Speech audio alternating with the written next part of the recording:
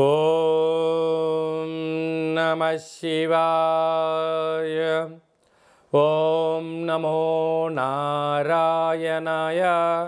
ఓం శ్రీ స్వర్ణాకర్షణ కాళభైరవాయ నమో నమః.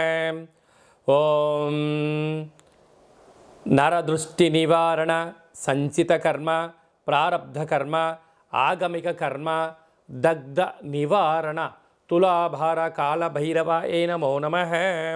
ఓం కాళకాలాయ విద్మహే కాళాతీతాయ ధీమహి తన్నో శ్రీ స్వర్ణాకర్షణ కాళభైరవ ప్రచోదయాత్. హరి ఓం. మా ఛానల్కి స్వాగతం. చూస్తున్న వీక్షకులకు ప్రేక్షకులకు ప్రియ కాళభైరవ భగవద్బంధులకి స్వాగతం పలుకుతూ మమ్మల్ని ఎంతగానో ఆదరిస్తూ ఉండబడినటువంటి ప్రియ సోదర సోదరీమణులకు, ఆధ్యాత్మిక వ్యక్తులకు, జ్యోతిష్య అభిమానులకు, సనాతన ధర్మ సంరక్షకులకు అందరికీ కూడా కార్తీక మాస అమావాస్య శనివారం ఆదివారంతో కూడుకున్న అమావాస్య సందర్భంగా ఎలాంటి విధి విధానాలు పాటించాలో ఈ వీడియోలో సవివరంగా సంపూర్ణంగా తెలుసుకుందాం. 16/11/2024 నుండి 30/11/2024 వరకు ద్వాదశ రాశుల్లో గ్రహ గమనాన్ని ఒకసారి వీక్షింపచేద్దాం. వృషభ రాశిలో గురుచంద్రుల కలయిక గజకేసరి యోగంతో ప్రారంభమవడం, కర్కాటక రాశిలో కుజభగవానుడు నీచభంగ సంచార స్థితి, కన్యరాశిలో కేతు సంచార స్థితి, వృశ్చిక రాశిలో రవి బుధ సంచార స్థితి, బుధాదిత్య రాజయోగము, ధనుసు రాశిలో శుక్ర భగవానుడు సంచార స్థితి, కుంభరాశిలో శని భగవానుడు వక్రగమన స్వక్షేత్ర సంచార స్థితి, మీనరాశిలో రాహు సంచార స్థితితో ద్వాదశ రాశుల్లో గ్రహ గమనాలు ఈ విధంగా ఉన్నాయి. మేషరాశి వారిలో ఈ యొక్క కార్తీక మాస పోలి అమావాస్య రోజు ఎలాంటి విధి విధానాలు పాటించడం వలన గ్రహ దోషాలు తొలగి గ్రహయోగం కలుగుతుందో ఈ వీడియోలో తెలుసుకుందాం. మేషరాశిలో ఏ నక్షత్రాలు వస్తానగా అశ్విని నక్షత్రంలోని 4 పాదాలు, భరణి నక్షత్రంలోని 4 పాదాలు, కృతికా నక్షత్రంలోని 1 పాదం కలిపితే మేషరాశి. చాలామందికి పుట్టినటువంటి కాల సమయంలో డేటా బర్త్లో లేనటువంటి కారణం వలన పేరు యొక్క మొదటి అక్షరాన్ని అనుసరిస్తూ ఆ రాశిని తెలుసుకునే ప్రయత్నం చేద్దాం. చు, చే, చో, లా, లి, లు, లే, లో, ఆ అక్షరాల వారందరూ మేషరాశి జాతకులే. మేషరాశి యొక్క అధిపతి కుజ భగవానుడు.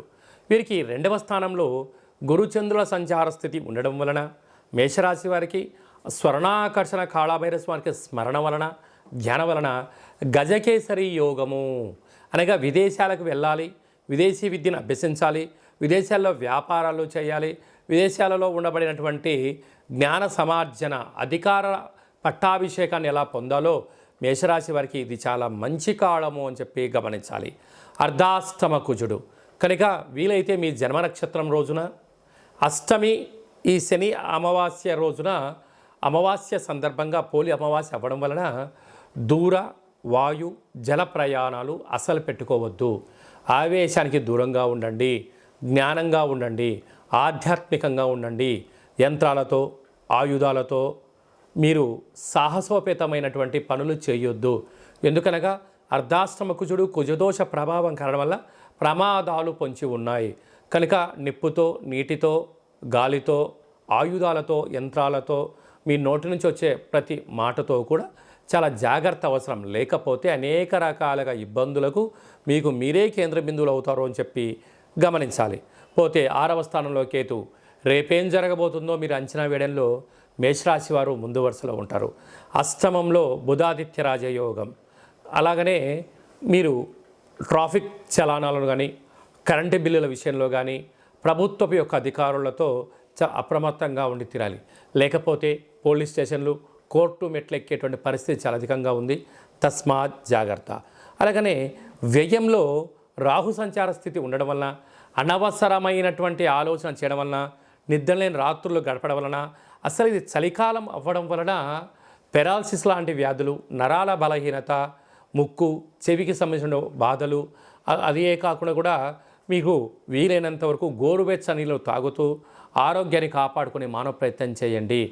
చల్లనీళ్ళ స్నానం చేసేటప్పుడు మీ యొక్క ఆరోగ్య స్థితిగతులను బట్టి స్నానం చేయగలగాలి. అదే కాకుండా కూడా ఈ అష్టమి, శనివారం అమావాస్య, ఆదివారం అమావాస్య రోజున వీలైనంత వరకు ఈ పూజా మందిరంలో ఈ వెన్నతో దీపం పెట్టేటువంటి కాల సమయంలో ఒక ఎర్రటి క్లాతును పరిచి కందిపప్పును కానీ కందులను కానీ పోసి ఈ దీపాన్ని ఉంచి ఆ పూజ అయిపోయిన తర్వాత ప్రవహించే నీటిలో కలపడం కానీ బ్రాహ్మణుడికి వస్త్రంతో కలిగి దానం చేయడం వలన రుణ సమస్యలు, రోగ సమస్యలు, శత్రు సమస్యలు తొలగిపోతాయని చెప్పి గమనించాలి.